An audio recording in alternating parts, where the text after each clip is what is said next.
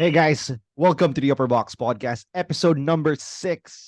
Today, wait lang, before I start, Kapitan Paolo. O, di ba sabi ko sa'yo, kapitan ka na this week? Maraming salamat po sa lahat ng bumoto sa akin sa nakalipas sa barangay elections. Kakapanumpa ko lang po. Maraming salamat po.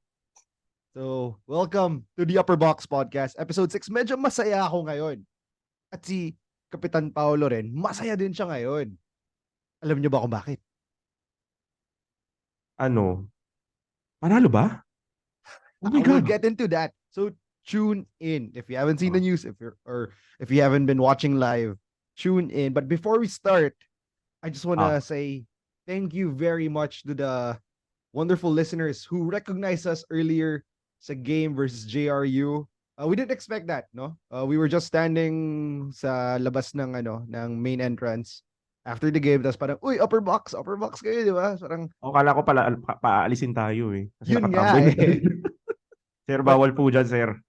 yun, sir, to everyone who has been listening, watching us, thank you very much for your support. So, if you still don't know, we have a Facebook page, Instagram page, and of course this YouTube channel. And we're going to give you guys content that you guys will love. Especially thank you rin sa mga nag-share ng mga reels namin that we're starting to put out. Especially kay happy birthday nga pala kay King James Payosing, Kipay.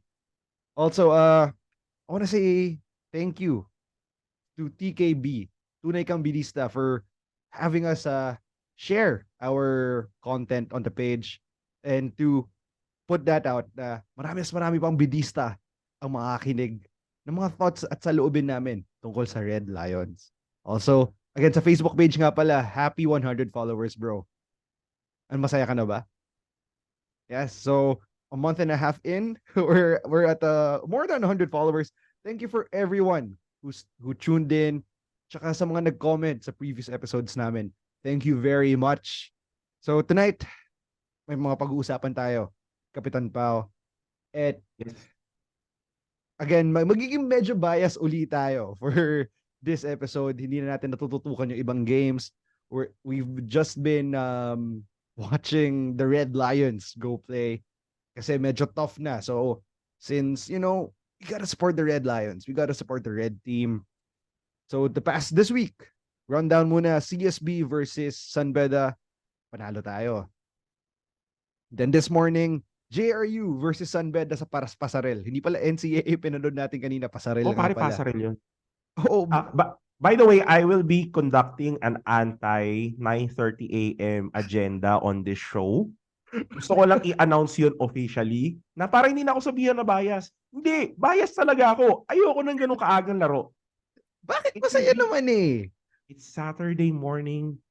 Nobody in their right mind should be waking up that early Kaya nga, alam niyo guys, sabi ko kay Paolo to kagabi. watch a game unless ikaw mismo yung player, di ba? Or ikaw Tinatanong yung ako ni magulang. tinatanong ako ni Paolo kagabi. Sabi niya, "Bro, manunood ka ba bukas?" Sabi ko, "Kung magising ako."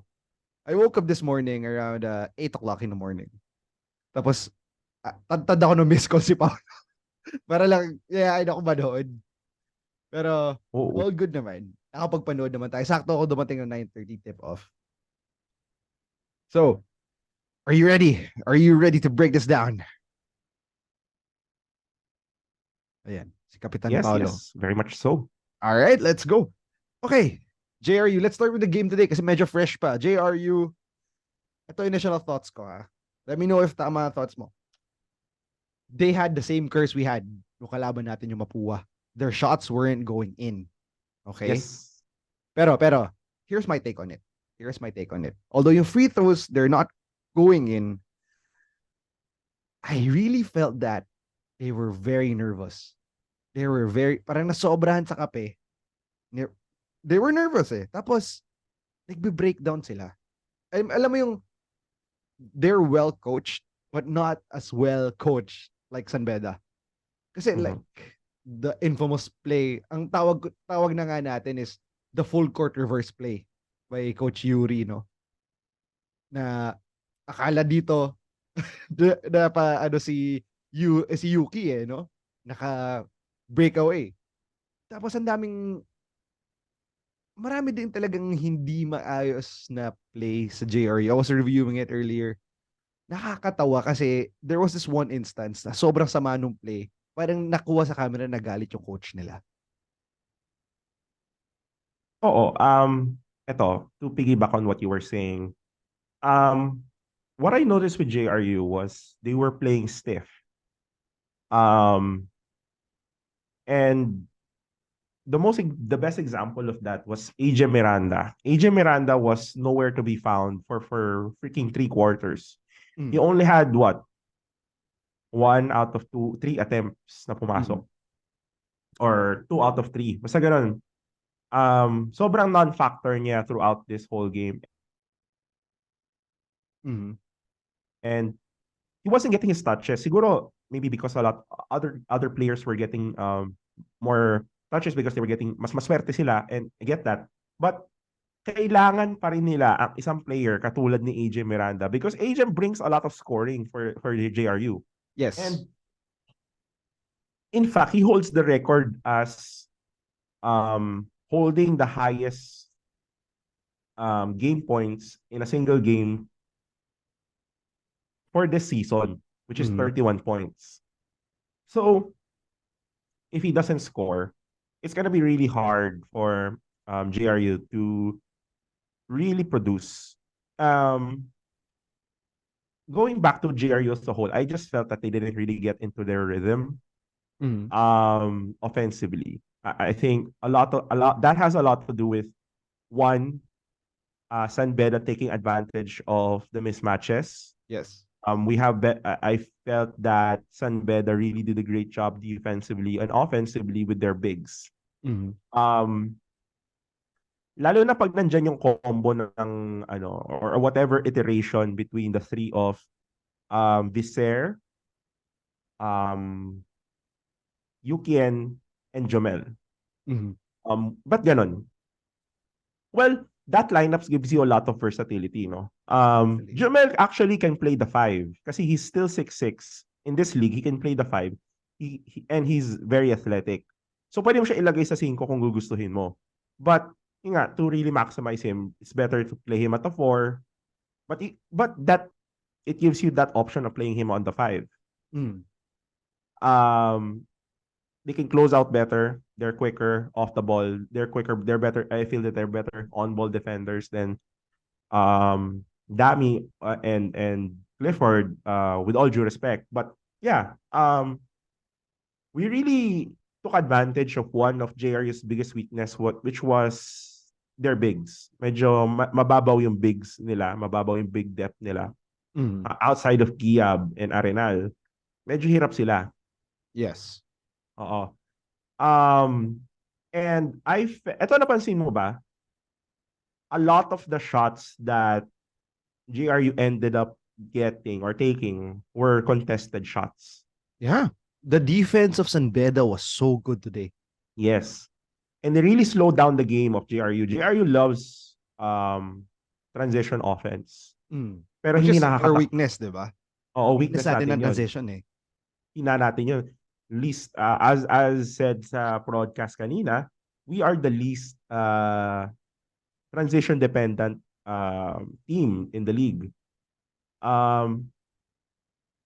So it's difficult for a team like GRU to play against us in that sense that we slow down the game, Mm-hmm. we force our opponents to take contested shots, and we take advantage of our size. Kasi if you have a guy na kagaya ni Jacob Cortez who uses post moves that not at this level, wala masyadong gumagawa nun.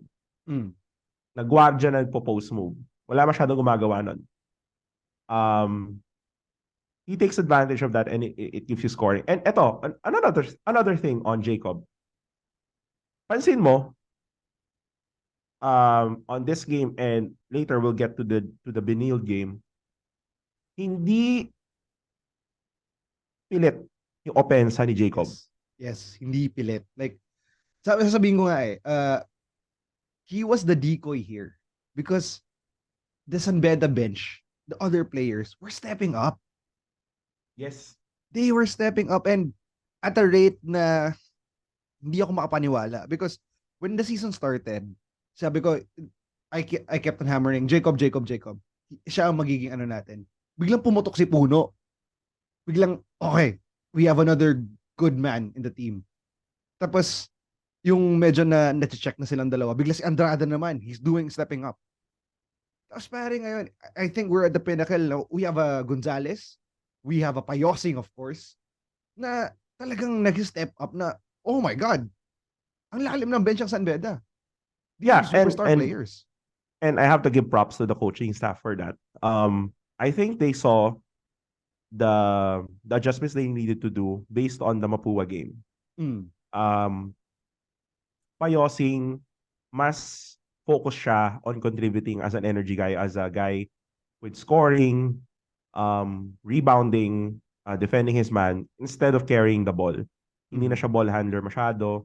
And also, I think I have to give props to the captain, Peter Alfaro. Of course. I think his influence in these past couple of games really showed how he can stabilize the team, especially in crucial moments. Kasi, iba eh. I have to admit it, iba talaga. Iba talaga yung pag pinapanood mo, iba talaga yung laro ng team pag nandun siya sa loob. Mas kalmado, in my opinion, no? Sige, sige. Before you jump in, sorry, cut you off. Pero, ito nga, I had some notes. I took note of the players who did well or my improvements this game. Just let me know kung tama ba tong mga na ano ko. Sure. Okay. First one is Payosing. Okay.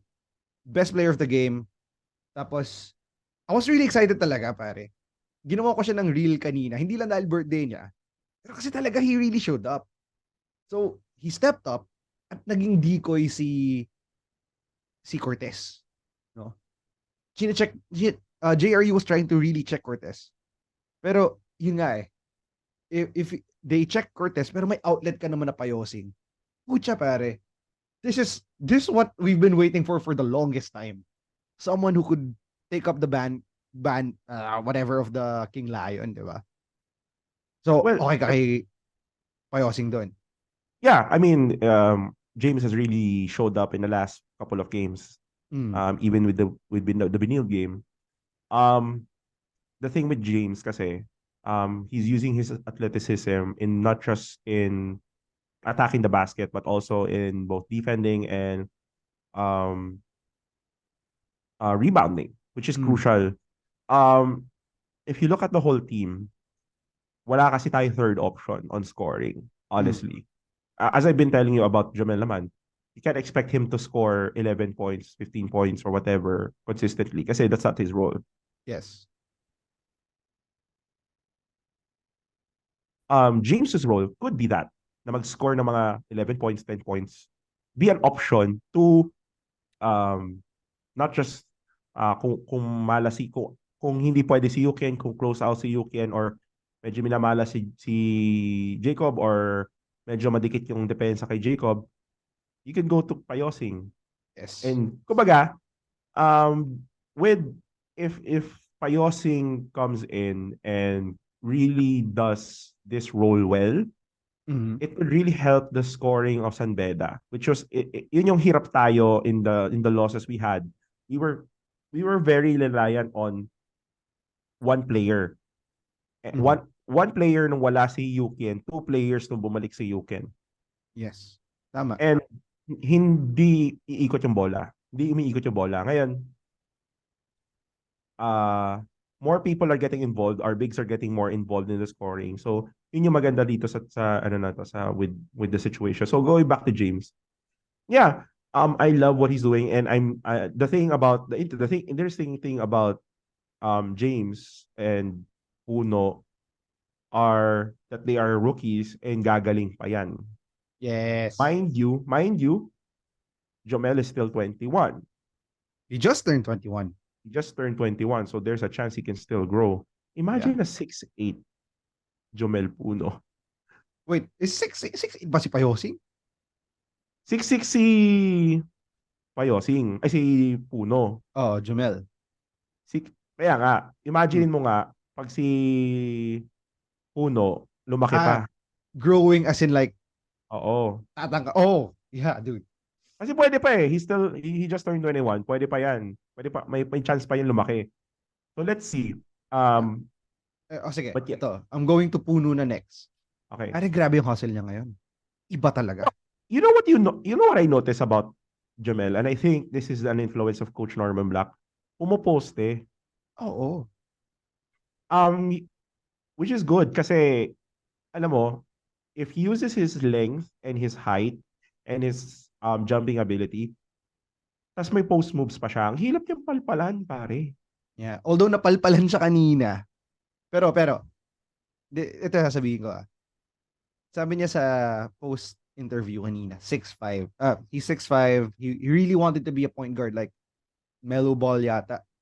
Oo. So, I was thinking, kasi looking at it, parang maliit pa siya. Tapos ngayon ko nga lang na-realize, oh yeah, he's a freshman, he's a rookie. Imagine if he grows taller. He has that, he keeps that athletic ability. Tapos, he has a three-pointer. Eh, parang mini Wemby eh. Okay. I would have to push back a little bit on the Wemby. Teka. Let me prove my point. Mini Okay. Wemby in the sense of in the Philippine context kasi onti lang No, nga no, 6'6". I get that. I get that. But the thing is, different skill set eh. Different skill set and different traits. Wemby kasi has freakishly long arms na hindi na tama for his height. Fine. Like hindi siya proportionate. And um I still have to see a more consistent three from Jamel to Mm. make that comparison. Kasi he hasn't shot enough threes for me to say, oh, he's a shooter. He's Okay, a decent, fine. di ba? Yun yung thing ko sa kanya. Sige. But yeah, no, he's a great player. He's athletic. It's difficult to napalpalan siya. You'd have to need two guys, three guys on him when he goes into the basket to attack the rim. And he's physical. He's physical. That's the thing I like about him. And he has that swag, man. I gotta give it Sinasabi to ko him. lang. Sinasabi ko lang, this is a future of Gilas. Wala. Of Wala. Gilas. This is a future of Gilas. Oo, future of Gilas. Future of Oo. Gilas to. Imagine, under the development of Coach Norman Black. Wow. But here's the thing. I don't know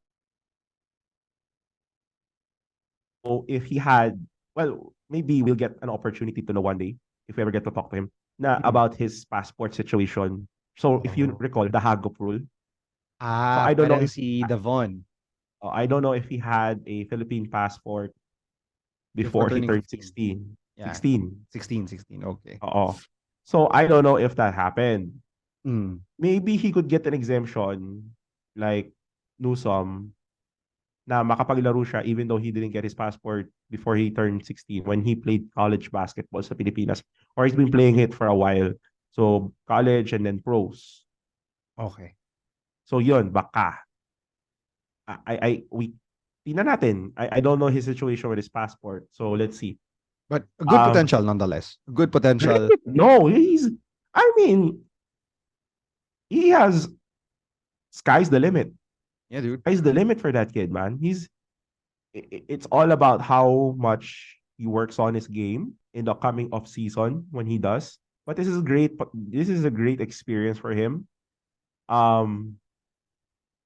Not just for him, but in general for the whole team, because they're facing adversity Mm-hmm. and they're responding. So Yeah. this is a great opportunity for him to really grow his game and really discover what else he can do with his body, what else he can do with his game, and to really improve on that. I mean, may mga kailangan pa siya sigurong ma-work on, like a consistent three-point shot, and maybe offhand, maybe mga pick and pops, mga dribble pop moves, mga ganon. Try to beat his man, maybe more more ball handling, maybe that could be something that he could want to work on, no, in the off season. But again, I will leave that part to him and to the coaching staff. Syempre, pucha, if anybody can develop a player, it's Coach Norman Black. But yeah, no, he's a great player. He's a great player, man. All right, sige. Up next, Peter Alfaro. I said last week, um, I think he was the missing key, kaya medyo nag-slump tayo sa ating mga wins. Pero, as you said nga kanina, he has a different vibe. Intangible eh. The composure, the leadership. Kung nakita mo kanina yung parang insider no sa loob ng ano ng halftime sa locker room. Yeah, na. Talagang sinasabi niya, parang pare, hindi pa madali ito. Pero kakayanin natin ngayon. Yeah. This is a leader. This is a leader only bred in San Beda. Parang ganun yung nakikita ko sa kanya. For me, I've had conversations with Amis, so shout out Amis Tumang. He's a listener. He's been telling me about Peter ever since we started losing. Mm. And he said to me, Peter doesn't need to score. Parang, and hindi rin niya hinahanap yung mag-score. But he's a great facilitator. Noong una, hindi ko siya masyado napapansin. Pero when he told me that, I started watching more film. Oh, ano. And, yun, his teammates really respond to him. So that's a sign of a really great leader. Yeah. That your teammates are responding to you, that mas gumaganda yung offense. He really understands the offense and he's really thriving in it. A true floor general, eh, no? Oo. And you gotta love a guy like that. And, puso pare, like, sa buong team na to, I think he has one of the most banged up out of all of them. Pumutok ang He's the most kilay. banged up in the NCAA currently. In this season, he's the most banged up, dude. Like, pumutok yung kilay, nauntog yung ulo sa pader, ay sasahig, di ba? So, alam mo yun, parang says a lot about the guy. And I super respect him, super appreciate him. Alam mo yung kay Peter, like, he's one of the reasons I want the championship this year. Kasi he deserves it.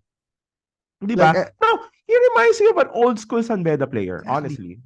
Di ba? Kasi he was able to play with those guys eh. And he came from San Beda High. So talagang nakuha niya yung nakuha niya yung old school San Beda na, I'm a leader. Let's do this. Kaya natin to. We are San Beda. We're not just San Beda. We are San Beda. Who are you?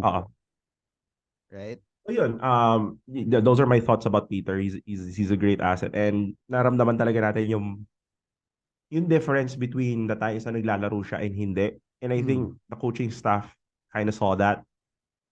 And yeah, great adjustment. And his threes, pare. Yung mga threes niya, kahit hindi siya crucial, it adds It adds up eh. Nagugulat ka lang, ay puta, may three. Of course naman. He's a great asset. He's just a great guy. Sige, next up, another Red Cub. Ito talaga hindi ko siya napansin last year at the start of the season. Pero the more I got to know him, I feel like he really is one of the assets of San Beda. Sabi pa nga kanina ng nila Richie Rivero, Richie ba? Si kuya niya. Sa'yo. Yung sa kanina. San Beda plays well Si Prince. Si Prince. Sabi niya, San Beda plays well when this guy plays well, and that's Yuki and Andrada. He's one of my favorites, to be honest. Do you really feel that though, that when he plays well, San Beda plays well? Oh yeah. Dude, it doesn't you don't have to feel it, you just have to see it. This guy is a beast, no? Parang he's a silent guy, pero those big threes that he does. Si Peter, he's more of a bigyan kita ng tres. Si Yuki, parang pasa mo lang, I got you, bro. The side, di ba nga ang bansag sa kanya ng teammates niya, parang he's being compared to Klay Thompson. During their summer training camp sa US. No, but the thing is, this is an actual player who can shoot a consistent three. Yes. Hindi lang big. siya tinatag as a three, but a big who can shoot a consistent three. In the pros, he'll probably shift to a three or maybe, diba? Or an Mm. undersized four. But definitely, he's somebody that you can lean on for your 3-point shot for offense. And, you know, he's still young. He's still in his second year. Second year pa lang siya. Yeah. So he still has years to go in San Beda. For And me, his game is just gonna grow. thinking about it now, he has the three of AC Soberano, the corner threes of AC Soberano. Pero the reliability of Art de la Cruz. Kaya nga eh, he has the body type of art With a three. with a With a three. three.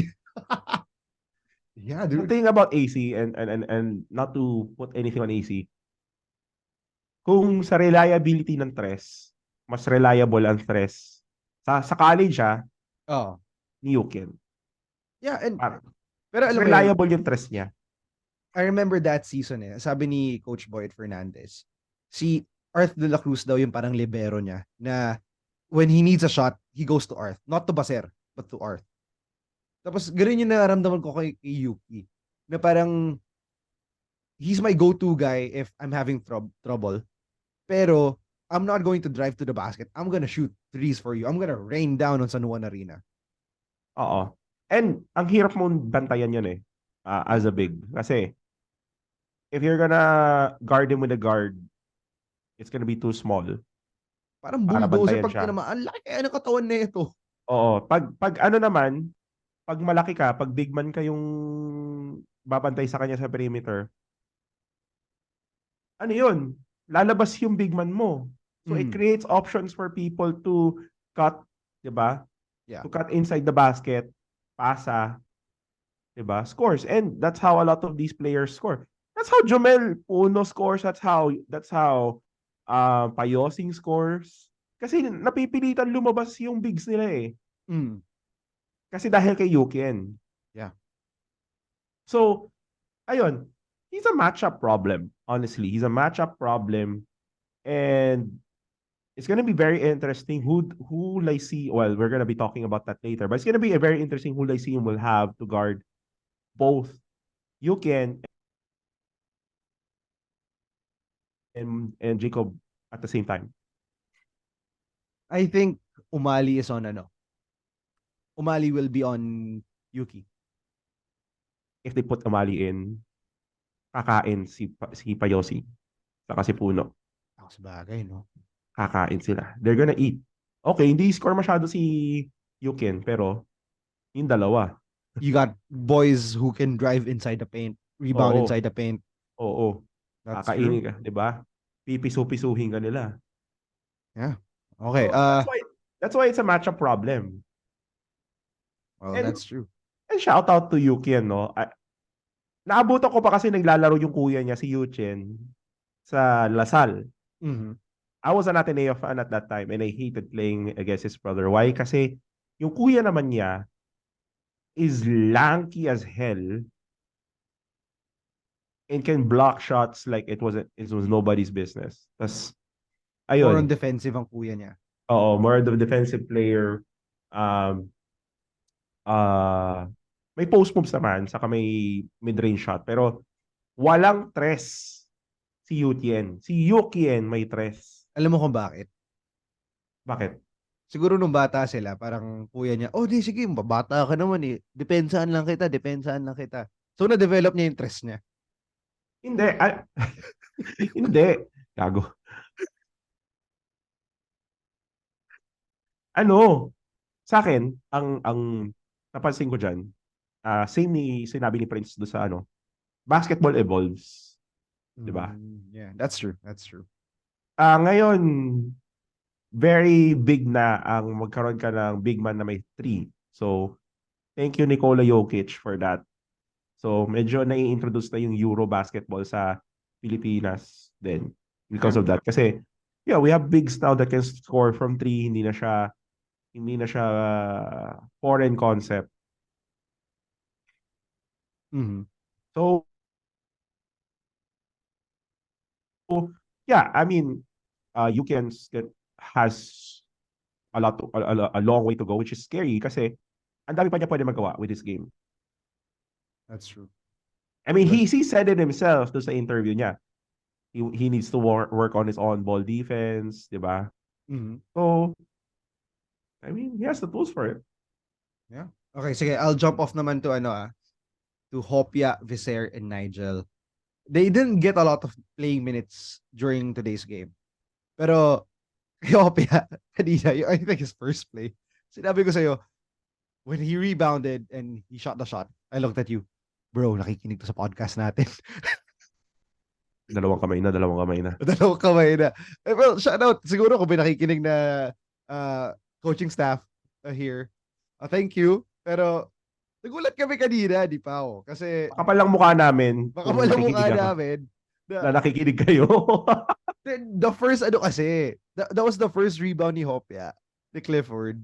Pucha, sabi ko, parit, dalawang kamay na yung gamit. Nakikinig Diba? siguro to.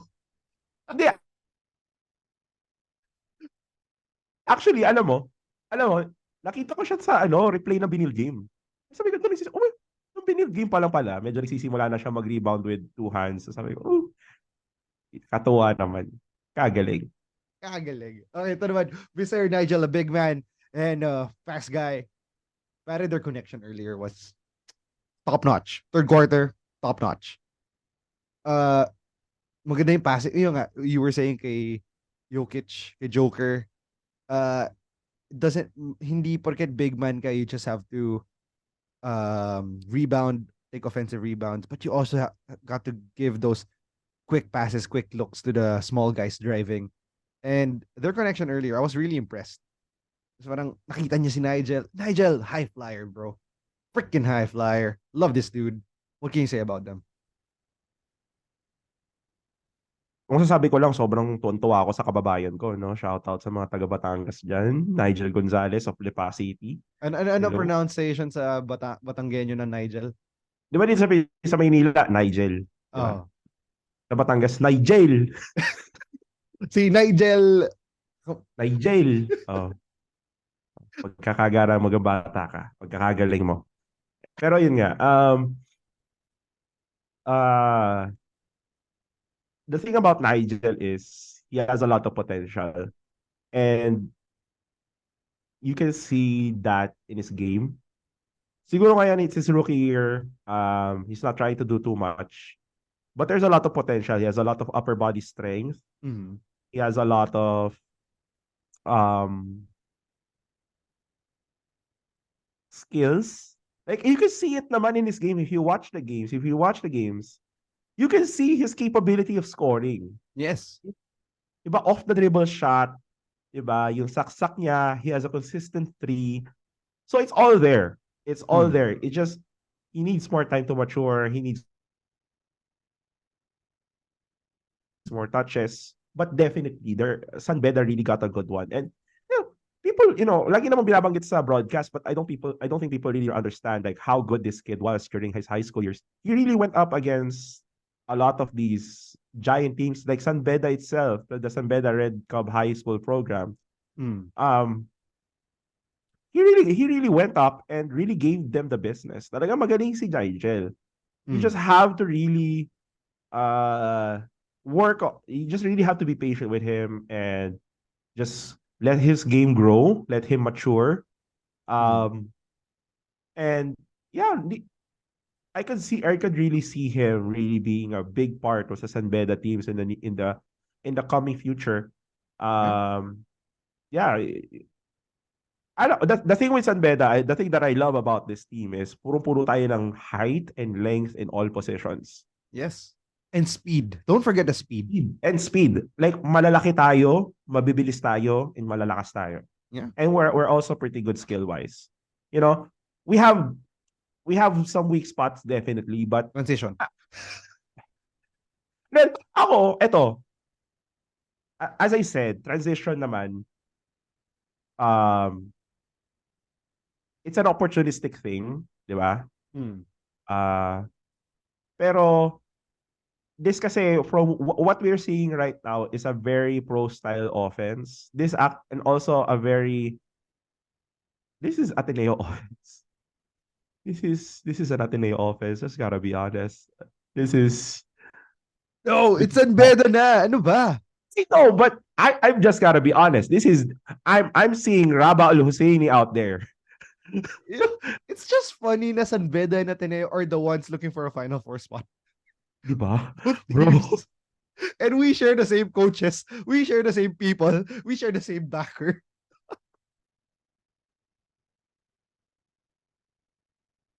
We share the same program.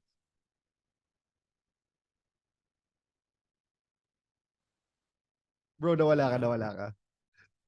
Wala ka audio. Hello? Wait. Oh, wala ng audio. Oh, sorry guys. Technical difficulties. Oo. Yan, Wait yan. lang. You're back. Yeah, okay na. Sorry. Um, yun, I'm just saying,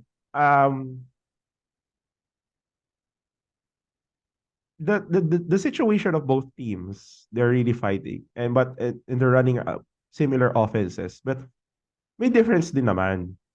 Ito There ah. are They're both rookie teams eh. Both of us are rookie teams. young teams, bro, both are young teams. Both are young teams. Um, but we share a lot of similarities in our offenses. I gotta be honest. Kasi, not saying the same place or whatever. I'm not saying that. I'm not Yeah. saying ganon. What I'm saying is the same style of play. Ball movement, perimeter focus, trusting in the system, di ba? Not relying on the transition offense. Which is, again, to the point na sinabi ni Prince Rivero kanina, good for our players kasi walang masyadong transition offense na nangyayari sa pros. Yeah, yeah, yeah. Oh, bihira Kasi, sa pros yun. why? Why? Sa pros kasi, yung mga tao, mas mataas na yung basketball IQ. You're getting the best of the best. So, you're not gonna get too many mistakes out there. You're not gonna get too many people turning the ball over and then you're gonna get an easy score masyado. It's not gonna be a consistent thing compared to college na people that you can expect, that you can experience, a kid from high school bringing down the ball as a rookie point guard. Yeah. Diba? Or a rookie center or a rookie center na nagkaroon ng growth spurt na hindi pa siya sanay sa katawan niya. So, pag pinasahan siya ng bola, hindi pa niya abot. Kasi hindi niya alam kung ano yung abot niya. Kasi nga, naninibago siya sa katawan niya. So, you're not gonna get those kinds of guys. They're familiar with their bodies. They know what they can do. They know what they can't do. So, yun yung makikita mo. So, yun yung maganda. Yun yung maganda sa San Beda ngayon. And I'm not looking for transition offense kung hindi naman kailangan. Ang importante sa akin, points get scored and we do it easily, 'di ba? Yeah. Or we put ourselves in a position to score easily, 'di ba? Yeah. And that has been the case. We have always been putting ourselves in a position to score. Nagkakataon lang hindi bumabagsak. But in these past 2 games, bumabagsak. Yes. And ito pa, we forgot to mention, during this game, our defense has improved significantly. What do you think are the adjustments that the coaching staff did and Coach Yuri did para nag-improve na ganito ka lupet ang defense natin? I think medyo tumulong din na medyo stiff ang JRU. unang JRU. Honestly, they were really stiff in this game and that really didn't help them in this situation, no? Yung makikita kasi natin dito ngayon, with JRU, the offense revolves around JL De Los Santos. JL doesn't score a lot, no? He doesn't score a lot. He doesn't like scoring a lot. Kasi that's not his game. He's more of a facilitator type. The problem kasi with that, kanina, he was being forced to score more. Agent kasi nawala. Yeah. So, I think, okay, on the side of San Beda naman, the defensive adjustments, I think they really did a good job of taking what's there for them. Medyo, ang daming nga mismatch. They took advantage of the size that we have. They took advantage of the size that we have against JRU. Mm-hmm. And we took advantage of the turnovers ng JRU. Mm. And mind you, some of these turnovers, hindi siya force. Talaga nagkakamali sila. Again, JRU shooting themselves in their own foot. Yeah. Yeah. So, you gotta remember, guys, good teams, they take advantage of your opponent's mistake. Yeah. So, nakikita natin na maraming mistake yung JRU and we took advantage of that. Yeah, tsaka alam mo yung sa fourth quarter talaga. Alam mo yung well-coached sila pero nakita mo nervous eh. So, Coach Yuri talaga, he drew up the play, the reverse full court. And Na they're parang frustrated eh. Dama mo eh, no? frustrated. Kita mo eh. Frustrated sila maglaro eh. Mm. They Okay. were, they felt tight. Ito. Dito ko ipapasok yung sinasabi nating sixth man of the game. Ito yung issue kanina. On the way tayo sa on the way tayo sa venue. Tapos ka-text natin yung San Beda Ultras, shout out to Dan the Man Beranya. Sabi niya pare, walang banda yung JRU. There was no band cheering for JRU. And their crowd is smaller than usual. Ang dami nating San Beda. Halos half of the arena, of the people in the arena were Bedan fans. Oh, more than half. JRU was a mere 20-30%. Wala pang banda, wala pang drums. Uh, do you think these things play a factor? You know, syempre, for other people, especially the fans who listen to us, do you think na itong mga nag-cheer for the team, this really gives confidence to the players when they're on the court? Oh yeah, definitely. And paulit-ulit nila sinasabi yun, no? Thank you to the San Beda community, both coaching staff and the players. They always thank the community for always watching and supporting them. And I told one of the players, honestly, and I don't know if you agree, Mm. this particular team, made watching San Beda fun again for me. Yes. And no disrespect to the other iterations of the coaches before. Pero before kasi, hindi siya kasing fun ng ganito. This reminds me of the dynasty years of fun, levels of fun. Why? There's a lot of creativity. Mm-hmm. Very positive yung vibes ng team. And we were winning with confidence. Diba? Am I saying that this is the best team, this is the best San Beda Red Lions team? No. No, definitely not. May mga mas talented pang Red Lions team, no? Diba, Yeah. nandyan yung 18-0, diba? Nandyan yung Bolix teams, nandun yun. But what I am saying is that this team, you could tell that they like playing with each other and they love playing For for San Coach Beda. Yuri, for San Beda, for Coach Yuri, playing in this system. Mm. And you gotta love that. Kasi, and I think the community is responding to that eh, na Yeah. it's more fun now. Why? For listeners here or for those who are watching us that were part of the dynasty years, you would remember that even though we were winning, people were not watching. Yeah. There were may ganong period. Walang nanonood. Manonood ka lang. San Beda versus Letran, Baste, Baste. or whoever malakas na other team doon. Lyceum Arellano. Lyceum, Nung there were Arellano, other peaks wala talaga. na. Yeah. That's it. And then, okay, dala tayo finals. Di ba? Yeah. Ito. Again, shout out to TKBK and Sir Ryu, Brother Ryu. Walang masyadong nagrereklamo sa TKB ngayon na parang, oy, manood naman kayo. Puro na lang kami mga alumni nanonood dito. Well, to be fair, in my opinion, I've always maintained this opinion. You can't force somebody to love a sport. Yeah, exactly. But thing is kasi, the, the Hindi students are force, di loving it. ba? Yeah, the students are loving it. Oo. Ano kasi, ito kasi, funnily enough, winning was detrimental to the culture in a Mm, way. Kasi we were winning way too much that it got boring. yeah, That sounds as like super arrogant as hell, pero it's true. It's it's true. true. It's We true. won too much that it got boring and people were just expecting the wins in a negative way. Napuputa na sila kung kailan finals na. But now, and I love it that the teams are great. A lot of the teams have improved. Biruin mo, EAC had Mm. competed for a Final Four spot. Um,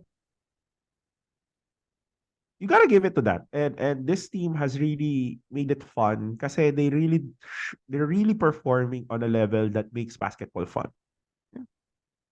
Na- Hindi nakakapagod suportahan ang isang team na alam mo lumalaban. Yun yung lagi ko sinasabi. And yun din yung sinasabi nila. As long as they fight, as long as they compete, okay ako doon. mm. Kasi Ito yung ako, nakita mo yung they give their hearts out talaga every game. Kahit dehado, mananalo, the oo, coaching staff, the players, they give their heart out. oo, Binibigay kasi, talaga nila. bro, biruin mo, ah, eto, just to push back, kasi, you know, both of us have read um, some people who are criticizing Coach Yuri and some of the players. I mean, eto, granted, there are some criticisms that are warranted. And I'm not trying to take people's rights away to criticize. Kasi feeling ko naman, tama lang naman mag-criticize. Hindi rin naman Yes. ako naniniwala na, oh, just support the team, ganyan-ganyan. Kasi that is a bad precedent. If alam mo mali, okay, but Mm. be constructive. Kasi yung iba kasi, hindi na siya constructive. Ah, When you yeah. start name-calling people, mali na yon. Yeah. Be constructive with your criticism, guys. Even Oo. with us, with this podcast, uh, it's okay naman to say what's wrong, what you can do better. Pero to tell people na you're this, you're that, without giving context or whatnot. Parang, where's the logic here? Di ba? Oo. Parang, Oo. these people forget that they read that. And they forget who they are. Parang, just because, alam mo yun, nakakatawa sila pa yung galit sa keyboard warrior, pero pagdating sa basketball, nagiging keyboard warrior sila. Yeah. May mga ganun talaga. Hindi natin Di may ba? iwasan yun. Yun lang, ang akin, let's be constructive in our criticisms. Tama lang yan. I'm not taking anything against criticizing players Coaching or staff. coaching staff. Yeah. Walang problema doon. But, ask yourselves these two questions. One, yan ba yung kailangan ngayon? And two, the way you're gonna say it, is it constructive? Yeah. Kasi kung hindi, better not say it na lang. Ito na lang. Kung player ka, kung sabihin natin ikaw si Jacob or ikaw si Yukian, when you open up Facebook, when you open up these groups, these people, your messages, or si Coach Yuri, being a Bedan, you would like to see, sige, na-criticize ako, pero these are the things maybe we can improve on. 'Di ba? Parang mas okay tingnan yun eh. Kesa naman, pagbukas mo ng social media, biglang, tanga-tanga mo kasi. You should have done this instead eh. 'Di ba? Mas maganda, pag binuksan mo yung social media, y- may criticism ka sa players mo, sa coaching staff mo, pero you have something to tell them to improve on na ano nakita mong mali. And in everything in life. Wow. Pucha. Ano na tayo? Self-help gurus na tayo. Oo. Pero, sige. Let's leave that topic there. I wanna, again, siguro isa pang shoutout sa akin. The current Executive Vice President of the Student Council of the CAS Department, Kyla Caetano. I'm proud of you. You've been there in every game na nakita ko, and you've been tagging along professors like Miss Benko and Sir Greg Borja of marketing. Talagang pinapanood sila eh. And Kyla, uh, sabihin ko na to on air, you're doing a great job because you're inspiring other students to come in rin to support San Beda in every way possible, in every little way possible, and also the orgs, no? Like for example, Bedan Business Spectrum. I've seen them, using basketball, the Red Lions, as something na the San Beda community can be proud of. So I'm really proud of these orgs, these students right now, na they've been doing this. Kasi, Ay, di, ano? wag ka, suki ng cutie cam yung EBP. Kaya nga I'm proud of Araw, her. every game, nasa cutie cam. Iba. Diba? Iba, Kaya, Uragon. Bicolana lang daw. Bicolana lang daw maganda. Diba? Uragon si ate. Pero, Diba? seriously, uh, not to take away anything from the previous EVPs, pero she's doing a great job here, connecting the students to externally. And this is one of them, the game. This is one of the places you can connect with, to network with people. At the same time, bring the school to something, bring the image of the school up. No, And yeah. I will say this, you can never tell the story of San Beda without the Red Lions. Yes. I mean, we have our lawyers, we have our accountants, we have our marketers. We have our heroes. We have literal heroes. Yeah, we have heroes. Yeah. Pero yun nga, you cannot talk about the San Beda, like of all generations without the Red Lions. To the younger ones who's listening and watching this, if you haven't seen this painting in San Beda, there's literally a painting na mas matanda pa sa inyo. Siguro kasing tanda pa sa amin, mas matanda pa sa mga matatandang nanonood sa San Beda. Sa mga nakikita nyo, yung mga older alumni natin, mas matanda pa yun doon. Yeah, may painting na may basketball, and we were still up against our classic rivals, the Ateneo Blue Eagles. That's the reason na we're red, they're blue, we're Lions because they're the king of the land, they're Eagles because they're the kings of the sky. So, alam mo, gusto ko gawin, maybe sa Pasko, when we discuss this, maganda sana if we have an alumni who saw that and who was part of that and or talk his about father those was years. part of that, or his father was part of that. Hindi ko na anuhin, pero Hindi na para sa atin sabihin yun, di ba? Yun. Kaya, kung ako sa kanila, ito lang sabihin ko from our latest statistics, 80% of you guys are not subscribed yet. So, mag-subscribe na kayo sa YouTube, diba? on Spotify. Wag nyo na kaming pilitin na magsalita pa ng like, share, subscribe. Nakanto ko. Dude, Diyos ko naman. I know you guys are enjoying. We're enjoying talking to you guys. We're enjoying talking to each other. Give us the support. Bigay nyo na. Ayun naman kayo. And also, please tell us kung may gusto kayong marinig. We're happy to talk about it. Just comment down below. We read that. Alam mo si Paolo sa gabi, tinitext ko yun pa nag-comment kayo ng 3:00 ng umaga. Paolo, may nag-comment. Kaya pinag-uusapan na namin kagad yun. Yung tulog na ako, o kaya nanonood ako ng movie, gano'n, nanonood ako ng documentary, nanonood ako ng Welcome to Wrexham. Oh my God, speaking of, ang ganda ng ending nun. Bigla mag-chat to. Pau, may nag-comment. We're really happy. We want to be open with you guys. And of course, greet nyo rin kami pag nasa games, We're one Bedan family. We're basketball. We love basketball. So, kung gusto nyo, pasamahan pa namin kayo manood eh. Ay, si Paolo na lang yun. Medyo busy ako ng weekdays. Pero I will try to be there on the game on Friday. Anyway, sige, wait lang. Wala ako sa Lyceum, pero nandun ako sa Letran. Ito. Balik tayo sa basketball. Okay. Ito yung ko. May spiel ako, sinabi ko sa'yo before the episode. I think we really have a big bench. Deep bench. Big bench, Deep bench where everyone is stepping up and everyone is seeing a spotlight. One game after the other. It's not anymore San Beda is Jomel. It's not anymore San Beda is Cortez. But rather, San Beda is the Red Lions. And everyone is stepping up. So, sa akin lang, I know may mga nakikinig na Red Lions sa atin. Keep the squad intact. Keep the team intact. Keep the coaching staff intact.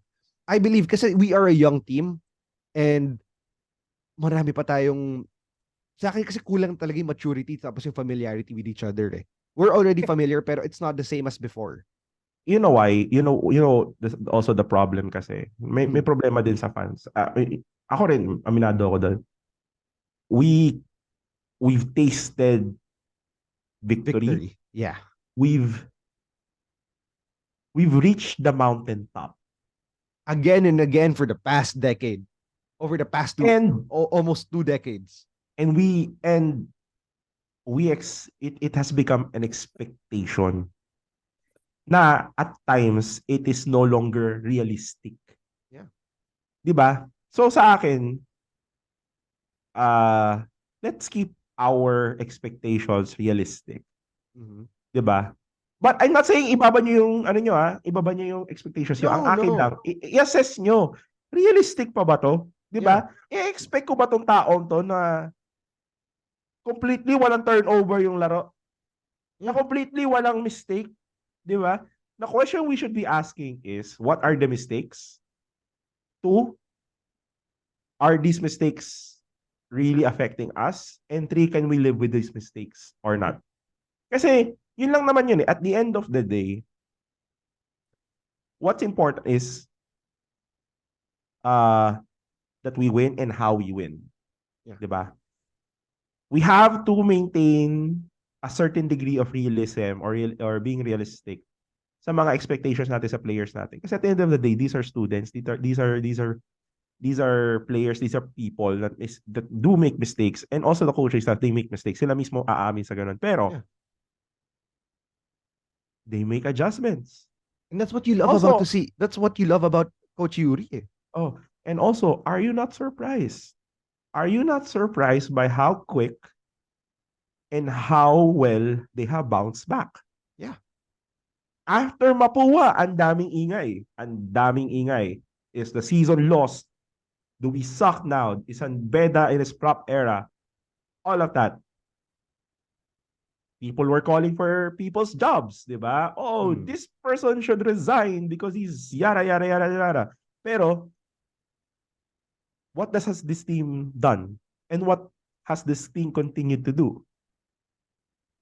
They have responded to adversity and they trusted the system. Yeah. Now, I have been watching this team for 13 years. I have been, you and me have been following this team around about the same time. Feeling ko nauna lang ako sa'yo na couple of years. Yes. But, this team fights. May puso. And at the end of the day, isn't that all that we're really looking for? Diba? Ngayon, when we talk about championships, this Red Lion team, if they win on Tuesday, and we're gonna get to that later on, but if they win on Tuesday, what's to stop them from winning a championship? Yeah. Diba? Now, if it doesn't happen, will I get mad? No. Why? Because this team has already exceeded my own expectations of this team. Yeah. Everyone's expectations. No. No. Ito sabihin ko. People are saying na dapat manalo. Yes, of course, it's San Beda. Pero, you have to keep in mind, 3 starters left at the start of the season. Exactly. Diba? Again, be realistic. Diba? Be realistic. Yeah. So, ayun.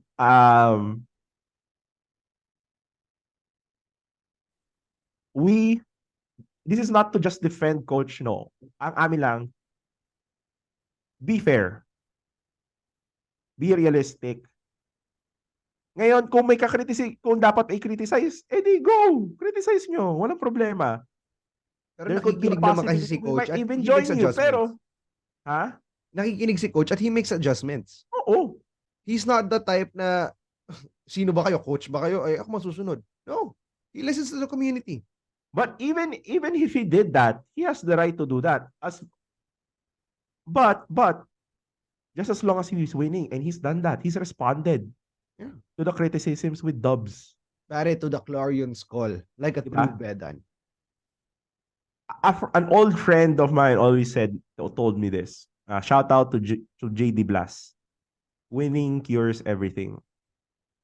All these kids need to do is win. And these doubts,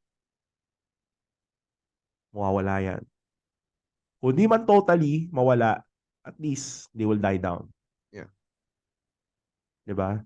So, just keep pushing. I have the utmost trust in this coaching staff. I have the utmost trust in this team. But yeah, siguro move on na tayo sa Benilde just to give a general overview. Sige. Wait lang. One last thing. Sabihin Okay. ko, keep this team intact. I believe if makontinue natin to direction na to, tong culture na to, with the Red Lions, pare, we will have another dynasty in Benjola. I honestly believe that. And I gotta say, ito, I don't know if you're gonna agree with me. But these guys are really nice. Yeah. Sobrang bait nila sa mga tao. They're down to earth. They're chill. Bro. Ano pa? Diba? Ang dali nila. They're very approachable. Parang, I mean, I'm not gonna drop names, pero I've had experiences with other players before na medyo hindi sila kasing open as these guys. And I really appreciate that. So, yeah, no, I gotta give it to them. All right. Sige, move on na tayo. Benilde, let's go to TAF. Oh yeah. Real quick lang, I think kasi what happened with JRU kanina was pretty much what happened here. These kids responded. And to make a point din, ang mapapasin nyo with that game, the best player of the game only had 2 points in the first half. He ended up scoring 13 points in the second half, but all clutch shots. Oh, who was the And best that was player? That was Jacob Cortez. The King Lion! Diba? He was the The player King of the Lion! game. But ang nagdala ng offense sa first half was Yukian Andrada.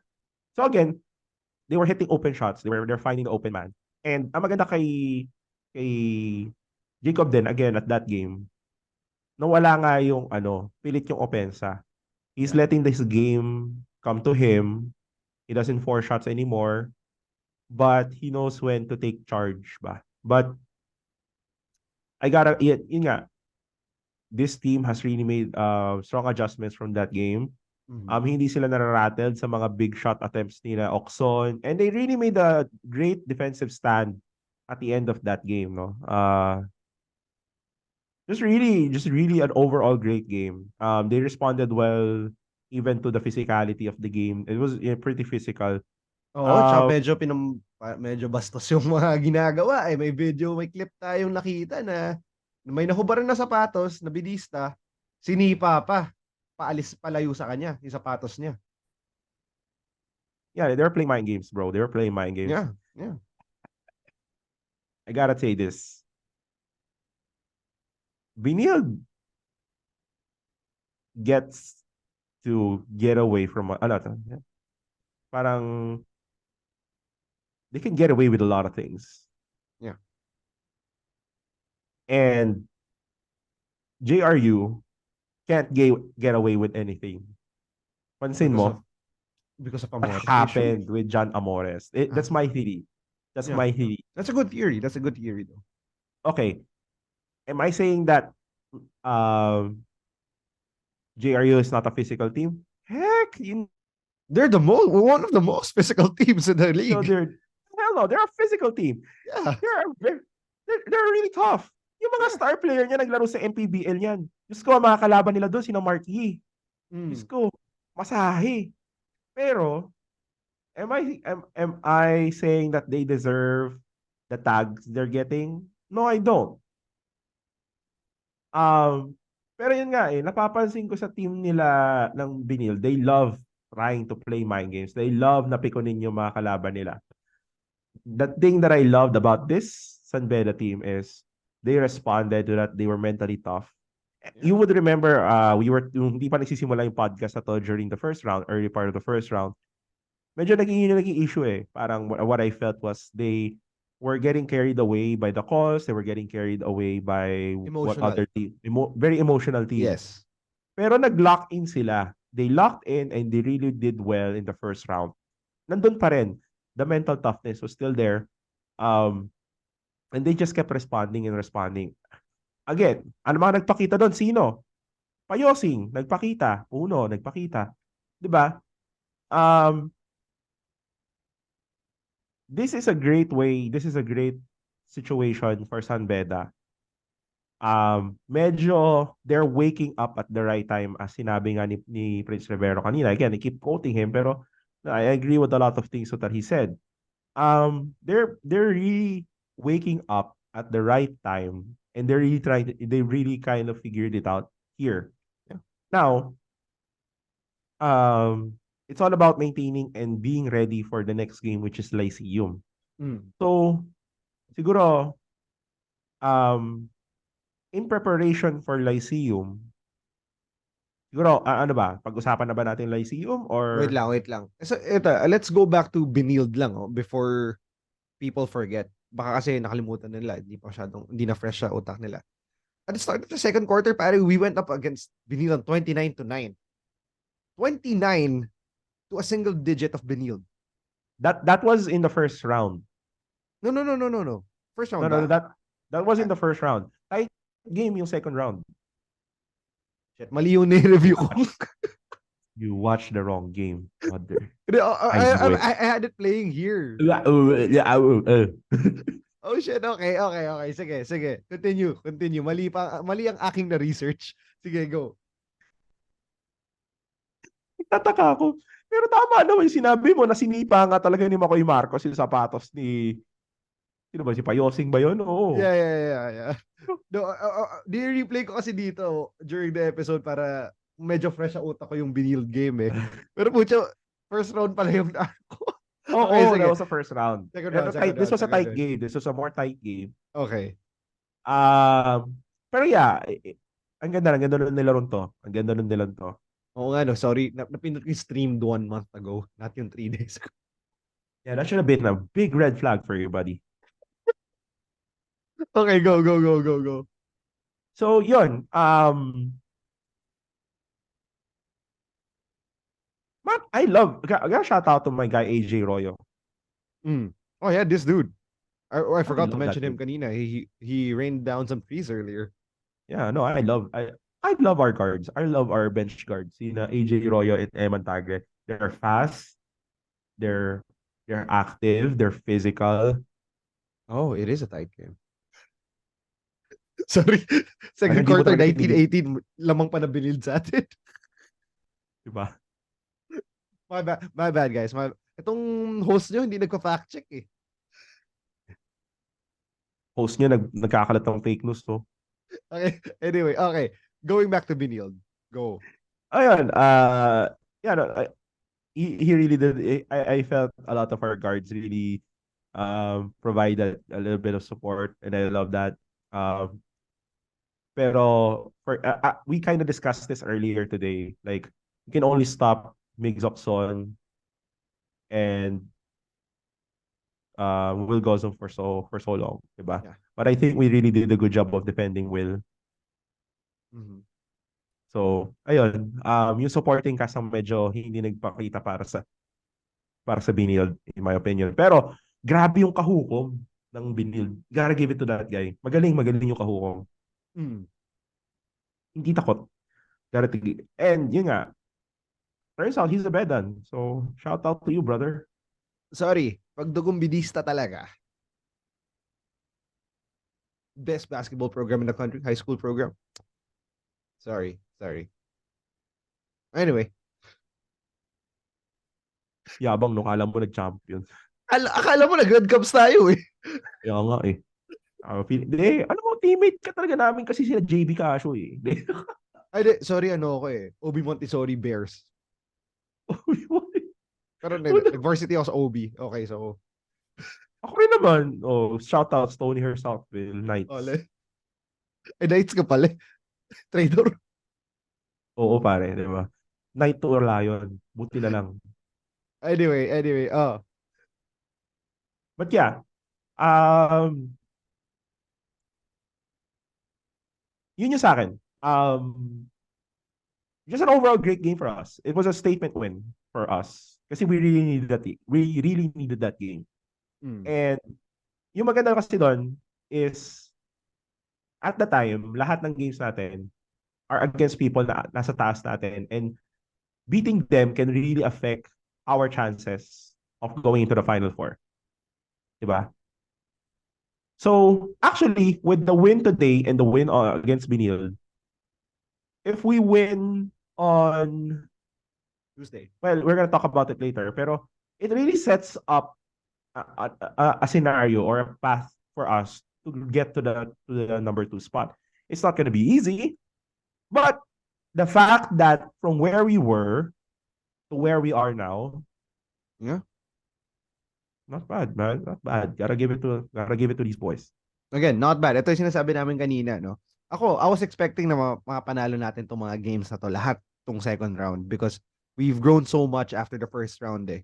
Pero may nangyayari talaga. Sabi nga natin last episode, may kamalasan tayo sa bagsak ng shots natin. It happens. It happens. But the way that Coach Yuri improves, may kaizen eh. May continuous improvement tayo eh. So, I think that will bring us far in this tournament, in this season. No? So, what are the things we can improve on? Let's not discuss LPU muna. Let's not discuss Letran or the Final Four muna. Dito muna tayo. Right now, as it stands, as San Beda stands, what do you think are the things the Red Lions can improve on? Well, top of mind, I think we can improve on some of the turnovers. Kasi medyo nakikita ko pa rin na may Yes. mga turnovers pa rin tayo na could have been avoided. I think we could clean that up more. Yeah, pare, kanina may Yeah. masamang turnover si Yukin. A turnover na kuha ni Yukin, pinasa niya sa wala. Okay, oo, di ba? May mga ganun. Si Puno rin may ganun. Pero, yeah. Go ahead. So may mga turnover pa rin na ganun. So we need to clean that up. I feel we need to get better play from Cliff. Gotta be honest. Yeah. Medyo taas baba yung very inconsistent kasi yung laro niya eh. So I really love kasi we know what he can do. He's shown what he can do. He's done double doubles. And I feel if he could just be more consistent about it, it'd be really great for San Beda. Yeah. Keep up the two-handed rebound. Yeah. Use his size. Siguro, we know he can do it. There's a part of me na feel ko naiilang si Cliff eh. You know, not to put him down. Feeling ko naiilang siya minsan sa katawan niya. You know, he has to use his body. Although, eto rin eh. Siguro din kasi manipis nga ang mga tawag sa NCAA at matawagan siya ng offensive foul pag nag-rebound siya. Kasi nga baka matamaan yung shoulders niya. Makatama siya sa shoulders niya. But I think he should really use his size.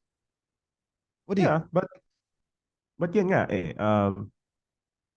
We've seen it. We've seen him do it before, but we need it to be more consistent. Ito naman sa susunod ko point, I think it should be more. He needs a change, but be more consistent. We need bench scoring. Diba? It can't just be Jacob. It just can't be James, you can. Diba? Yeah. Guys like James, guys like Nigel or Royo, Tagle, they could do a lot more with scoring off the bench. Diba? Hindi kaya dahil pag nangangarag na si Jacob, pag kailangan na ng scores, kinakabahan na tong bench kaya hindi pumapasok. Kailangan lang talaga ng consistency. Kailangan lang talaga ng tapang na yun. Which, yun nga yung dinadala ni Peter sa team, no? Kahit bench scorer ka, kahit bench ka, may confidence na binibigay sa we can't speculate eh. Mm. Oh no, I think with Peter there's a lot of confidence, but for me yun lang, gusto ko lang makita siya na maging consistent yung scoring off the bench kasi I feel that we could do better on the bench from scoring from the bench kasi dati top heavy tayo eh sa scoring. So that could be really something that we could work on. Um, improvements on defense here and there, but overall, feeling ko yun yung mga kailangan natin i-work on pa. Right? I think that's it for this segment of the podcast. Wow, pare, medyo napapatagal na yung mga usapan natin sa podcast natin. Dami na natin nag-breakdown, no? Medyo Oo. isang oras na tayo. Pero we're going on a really short break. In your ears, my magic of editing. See you guys in a bit. Hey guys, Justin here from the Upperbox Podcast. Thank you for listening to our page. And for this break, I just want to say thank you to Tunay Kang Bedista for continuously supporting our podcast and for continuously listening to our podcast. Shout out to Coach Rayu pala, si Brother Rayu of Tunay Kang Bedista, the largest community of Bedans online. If you still haven't heard of them, join now and connect with 17,000 Bedans from all ages. They're all there. And thank you again. That's Tunay Kang Bedista on Facebook. See you guys. And we're back. And we're back, guys. Yun, di ba? Bilis lang ng break. Anyway, before we jump into the last few games of the Red Lions, updates lang sa UAAP because we're recording this as the rivalry game of our sister league. Ateneo Lasal just happened and yung bias namin ni Paolo ay natalo. So Paolo, what are the updates? Yeah, so basically LaSalle beats Ateneo 72-69. So with this, there could be a possible playoff between Ateneo. Well, there will be a playoff between Ateneo and Adamson for the Final Four spot Ooh. Nash Rosella versus Tab Baldwin. versus Tao Baldwin. So alam natin medyo spicy yung mga ganap nila between the two coaches with Nash Rosella's recent Comments. comments on the officiating. On the LaSalle side, there now they have a possibility. There's a possibility that they could get the twice to beat advantage, being the number 2 team. If UP beats NU tomorrow, or if NU wins by not more than 39 points. Ooh, very tight game. Spicy din ang UAAP no? So, ayun. LaSalle is gonna want for UP to win, or if NU wins, kailangan less than 39. Tough to say. Tough to say for very exciting din sa UAAP. By the way, if you want to be a UAAP correspondent, just hit us up. Kasi kailangan namin di namin kaya parehas na league pala. So NCAA lang muna ngayon kami. I can only watch so much basketball. Gotta be honest. Kasi hindi naman we love watching basketball pero medyo marami pala i-review lahat eh. Oo, Brad, parang sa NCAA pa lang, ang dami na. San Beda pala ang dami na. Ang dami na yun, Brad eh. Ano lang, kalmahan lang natin, di ba? Pero yun nga, if you want to cover UAP, if you're interested on doing that, hit us up. Yeah. Yes, sir. Anyway, let's go back to the last 2 games of the San Beda Red Lions. But before that, anything you want to say about the coaching staff moving forward? They deserve more respect than what they're getting from a lot of people, in my opinion. That's true. That's true. They deserve more respect. Tuesday, November 21. By the time you're listening to this, it's gonna be 2 nights from now. LPU, one of her biggest rivals. Oh, wow. Okay. Wow. What sabihin ko na rivals natin ng LPU. But hey, LPU, I've seen them grow. Ito na. Here it is again. Natalo tayo last round. Again, I will say, Umali on the court. I hate you. But what does San Beda need to do to keep Umali and Valdez not to, perform? Force Umali to beat them. What do you mean? So, remember what I talked about with Mapua? Pinagod nila si Clint. Yeah. Pagurin mo si Enoch. Yung mga taga-Lyceum, wag muna kayo makinig. Pagurin Baka mo si marinig yung scouting report ni Paolo eh. Oo. If you're from Lyceum, Ah, if you're... if I was them, pagurin ko si Enoch. Force Sean To to commit beat fouls. us and to commit fouls, to force Bravo to score, force Guadagna to score. Basta alisin mo yung 20-point capacity ni Enoch. Yeah. Diba? Lock him down. Lock him down. Yun. Uh, which is easier said than done, of course. Pero we've seen Perpetual do it. So I'm definitely sure that San Beda is really scouting that particular game and seeing where they can take advantage of what Perpetual saw. Mm. Um, but yeah, I feel it's gonna be a physical game. I predict it's gonna be a tight game. Honestly, it's gonna be a tough game. It's gonna be a tight game. Um, and I have to give props talaga to LPU.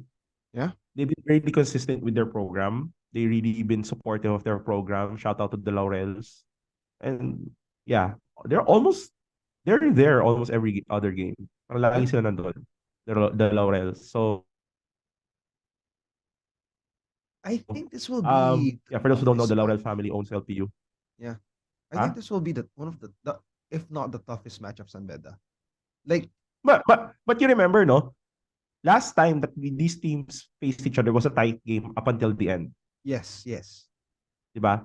Um, so ngayon, naging medyo emotionally charged pa yung larong yon, di ba? Yeah. So, I think both teams have an axe to grind against each other, in my opinion. Um, so, do I believe we can win? Definitely, because we were competitive in the last game. Mm. And honestly, at that time, parang we were still figuring things out. Um, but yeah, LPU, San Beda is going to be a great game. So, I invite everybody to watch. It's gonna be uh, a great example. It could be a freaking preview to the Final Four or even the finals, diba? You just Yeah. don't know. But definitely, it's gonna be a great game. Um, crucial yung offense natin dito. Kasi LPU is a very tough physical team and very quick. They're very fast. Ganun sila. Mabibilis yung mga maliliks eh. So, Malik Tapos he has a big guy na Umali. Sorry, lagi ko talaga mention si Umali kasi naasar ako sa kanya last game eh. Nakasar ako sa yeah, kanya eh. Pero there's this big solid guy there in the middle. it's like Bo Belga. Yes. Pero But I yeah, know. but he's good and he's smart. He's a Yeah. smart he's a smart player. He's a great player. Yeah. Nagugulat niya ako how come guys like him, Enoch Valdez, and Sean Argente, paano sila nakaalis ng letran eh. Ang gagaling eh. Yeah. Diba? But hey, it is what it is. I guess they found better opportunities and it worked out. I mean, Sean Argente is doing really well in uh in JRU. In fact, he scored the most points sa larong yun against us kanina. Mm. Diba? So, and Enoch Valdez is Enoch Valdez. Sean O'Malley is Sean O'Malley. So, yeah. Tsaka sa akin, no, besides their skills, I've been listening to their coach eh. I just forgot his name. Yung coach ng Lyceum right now. Coach Gilbert Malabanan. Yes, si Coach Gilbert. I've been listening to him talk. I've been listening to a lot of his post-game interviews. This guy studies philosophy. If you listen to him, he hindi lang skills ang ini-impart niya sa players niya, but also the philosophy of basically the stoic philosophy of focus on things that you can control and hayaan mo na yung the things you cannot control, which gives his team composure.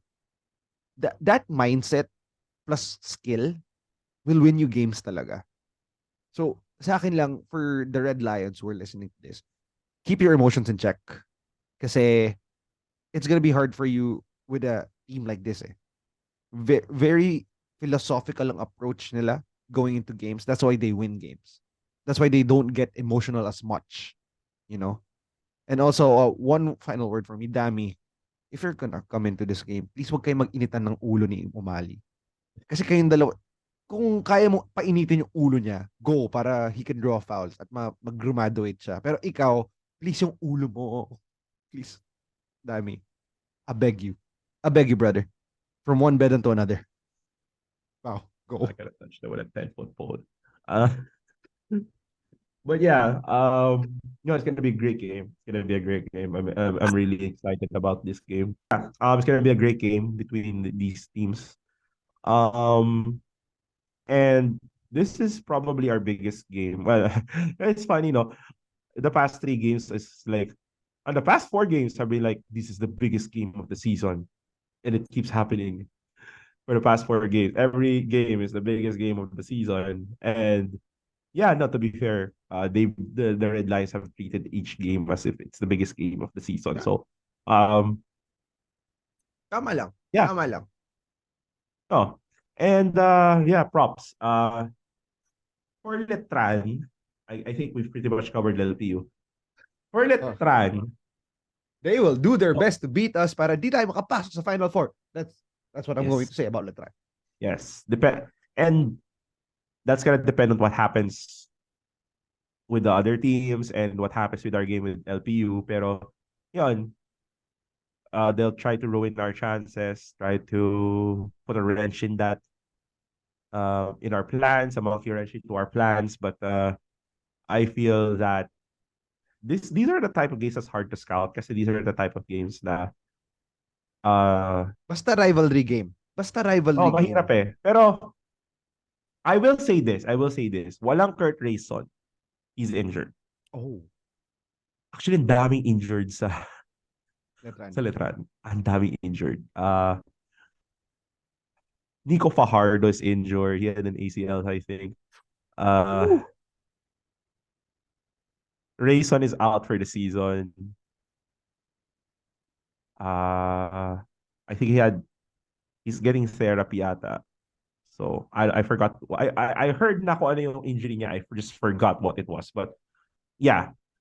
So a lot of players are out for that game, and a lot of their scoring is a lot out for that game. So not to say na it's gonna be easy, pero it's gonna be a different Letran team to what we face in the first quarter, first round. Kasi nga, the injury bug has bit Letran, only to add to their woes this season. But definitely still gonna be a good game.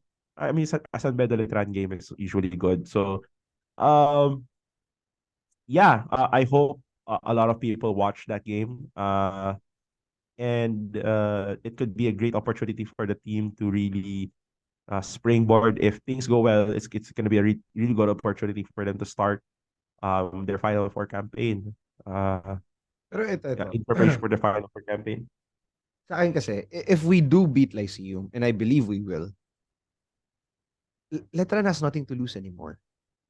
Oo, definitely. Oo. Definitely, wala na. Kumbaga, throw everything but the kitchen sink.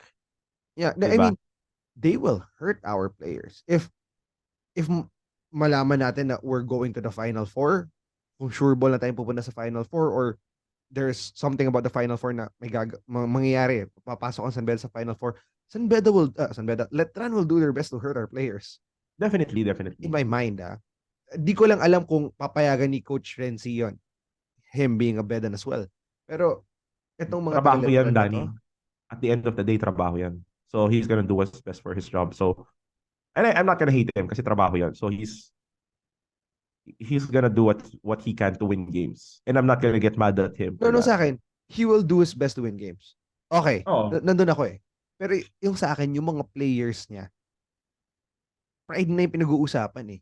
Baka oo, oo. magsakitan na to. They will do their best na, wag naman sana, magpa-injure or whatever. 'Di ba? Doon ako natatakot.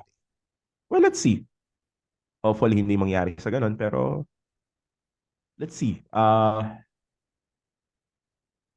People to look out for that team. Garupil, their point guard, is really good point guard. Really talented. He's physical and he plays with a lot of energy, a lot of personality then. Especially last time we faced them. Um, Kobe Monhe and Kevin Santos, I think also are really good players there. But Yeah, let's see what happens. I predict a win too, but we'll have to see. We'll have to see. Yeah. Again, sasabihin ko na ulit, no? Toughest match of the season, pero ito na yan eh. Ito na yung sobrang init na eh. The pressure is really on these two last schools, last teams. It's gonna be really tough for San Beda Red This is Lions. gut check time to. This is do or die. This is gonna be a really interesting game. So yung sitwasyon natin ngayon with this series of games, this is gonna be a gut check time. This is the time where this team finishes the season strong, di ba? And this is a great test of character, not just for the players, but for the coaching staff. And I believe in this staff kasi magagaling yung players natin eh. Of course, we have Coach Yuri, Norman Black, Alex Angeles, and so on and so forth, Jenkins Messina. Great cast of coaches in that bench. So, um, not a lot of teams can boast that. So I do believe that this coaching staff will prepare this team well, and they will prepare this team to finish strong, and that the players know what's at stake, and they will prepare to the best of their abilities. And you can see that in the energy that this team has been exuding for the past couple of games. So I'm excited. I'm ready to watch the games. Unfortunately, I will not be present on Tuesday, but I will be watching online. However, sa Friday yon manonood ako live. Pero alam mo, yun yung ay sinasabi natin na. Ay sinasabi ni Prince Rivera. He's a good commentator, by the way. So, natutuwa ako kay Prince. Before, sinisigawan ko lang yan pag sa LSGH. Yung pa naglalaro siya. Pagkalaban Red Cups. Or nung nasa Lasal siya.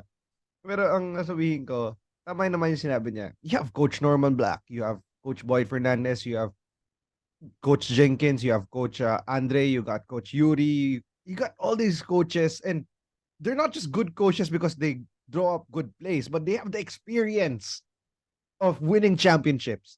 They played in Exactly. championships. They coached championships. 'Di ba? Parang wala pa man naman i-produce yan, 'di ba? These are the greatest minds of collegiate and professional basketball into one team with good players.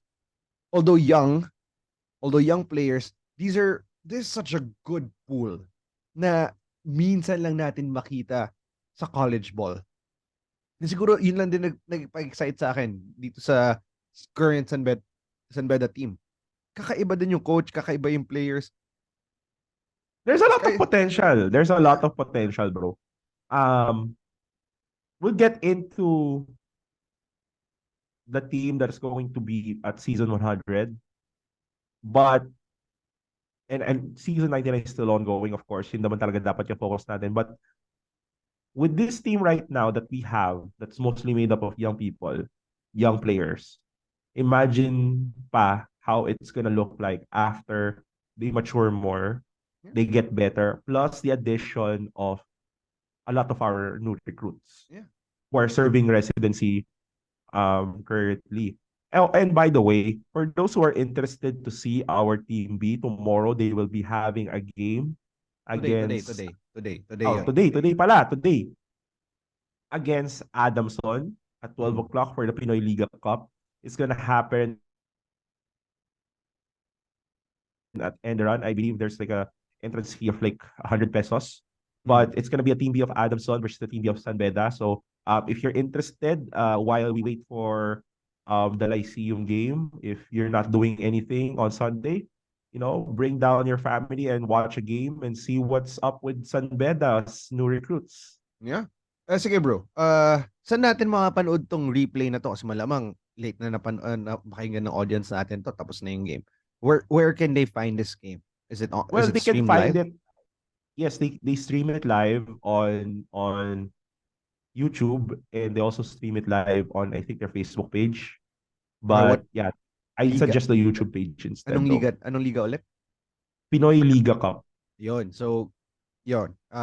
Collegiate basketball fans, check out Pinoy Liga Cup rin to see Team B or what we call them team believe ng San Beda na Team Behold. Team Behold yun. behold, believe na naman. Diyos Believe. ko. Alam mo, kanina pa to, matitira na talaga akong fake news peddler dito sa podcast natin.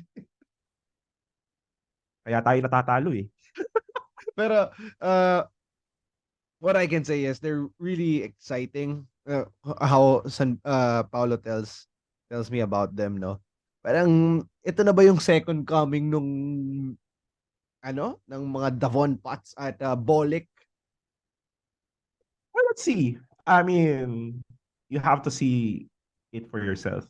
Yeah. Pero And ayoko din judge. sabihin na second coming kasi why would you need that? We have now Jacob Cortez who's going to mature, Apuno who's going to mature, Andrada, all of these guys. I can't wait to see them, at their pinnacle Ito the ng game, di ba? collegiate game, no? Damn. Really exciting. Really exciting. Nakakatuwa lang din kasi nung last episode natin very tayo na shit, bakit natalo San Beda, ganyan. Pero ngayon, we're full of positive energy ulit. Di ba? Yeah. Welcome to the wonderful world of being a sports fan. Yeah, the drama that only the hard court or the football pitch can give you, Not a writer can do. Yeah. Where you rely on your where you rely on 5, 10, 15 men with regards to your mental health. Yes. Yung di mo lang kung bukas mabibili ka na ng pang-maintenance sa puso kasi grabe na. Diba? Kung matutuwa ka ba ngayong linggo, masaya ka ba o hindi, diba? Anyway, to end our show, here is by the power of editing the current table as it stands. Paolo, what can you say about the table and how are we looking and going to the Final Four? Oh no, as you can see, you'll be able to see on that table we're on the third spot. Pero as you can see, medyo dikit-dikit pa. As of recording, most of these teams except for us, as of recording, most of these teams as you can see from this table, dikit-dikit pa. Pero at the same time, everyone except San Beda only has one game or no games left. So means tayo, we have the most time, most opportunity to negotiate and to really move up. Kasi tayo may mga laro pa tayo. So it's all about finishing strong. Kasi as you can see, pwede pa tayo manalo ng dalawang laro. And depends on how the chips fall. Hell, we could even come up to the second place. Okay, sige. Best case scenario, get a twice to beat advantage, diba? I mean, it's gonna be tough, definitely. Sorry, naglag ka. Best case scenario, we go up to second seed and get a twice to beat advantage. Worst case scenario, anong mangyayari? We drop out of the Final Four. If we lose both games, tapos manalo pa itong mga nasa taas natin, tama? Yes. Okay, sige. Let's not lean to extremes. Let's go sabihin natin mid-ground. What would the Final Four look like? The Final Four, for me, yung Final Four ko, we're in it. Pero I think it's gonna be Benilde with us and not JRU. Really? So it's going to be Mapua, Lyceum, Benilde, and San Beda. Yeah, kasi mahirap yung next na kalaban ng Mapua, ng JRU, which is Mapua. Though natalo nila ang Mapua last nila nagkita, it's gonna be still a tough game compared to where Benilde will be. Okay. Let me comprehend that. If I were JRU, they're going to give their hearts out again. Pero ang problem kasi sa JRU, on tough games, natatalo sila kasi medyo nervous pa nga. Like what happened today, no? Nervous pa tong JRU team na to. CSB, well-coached, mind games, yung cerebral na team eh. Yeah, I think Benilde will come in. For sure naman siguro Lyceum, Mapua, nandiyan na talaga. Final Four spot. Clinched na nila. Yeah. Placing na lang ang hinihintay. So yeah, very interesting. very interesting coming into the Final Four. Sana San Beda will be there, and hopefully we get the championship at the end of the season. Yeah, hopefully. So yeah, let's just perform and do our part and see how the chips fall. Mm, I can't wait.